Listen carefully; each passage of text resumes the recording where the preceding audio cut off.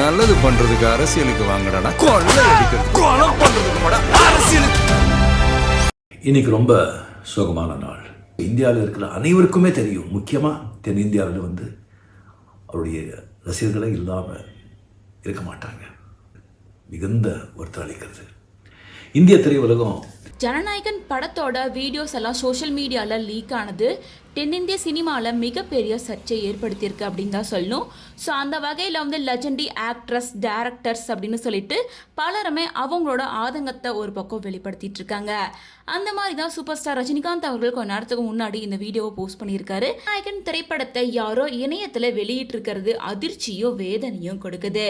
திரை அமைப்புகள் இதுக்கு எதிராக குரல் எழுப்பி இதை யார் செஞ்சாங்க அப்படிங்கிறத கண்டுபிடிச்சு கடுமையான தண்டனையை கொடுக்கணும். இது போன்ற குற்றம் இனியும் தொடரக்கூடாது அப்படின்னு சொல்லிட்டு சூப்பர் ஸ்டார் ரஜினிகாந்த் அவர்கள் அவரோட வேதனையை வெளிப்படுத்தியிருக்காரு. சூப்பர் ஸ்டார் ரஜினிகாந்த் அவர்கள் பொதுவாக எந்த படம் பார்த்தாலும் அந்த படம் தான் மனசுக்கு பிடிச்சிருக்கு, சமூகத்துக்கு நல்ல கருத்து சொல்லியிருக்காங்க அப்படின்றது தெரிய வந்தால் கண்டிப்பாக நேரில் கூப்பிட்டு பாராட்டி பரிசு கொடுப்பாரு.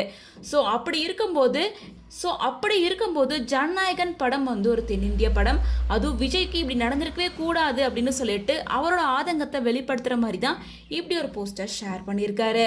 சூப்பர் ஸ்டார் ரஜினிகாந்த் அவர்கள் மட்டும் இல்லாமல் actor Suriya, Vishal, GV Prakash, Venkat Prabhu and actor, producer, director அப்படின்னு பல பேர் இந்த விஷயத்தை கண்டித்து அவங்களோட கண்டனங்களை தெரிவிச்சிட்டு இருக்காங்க.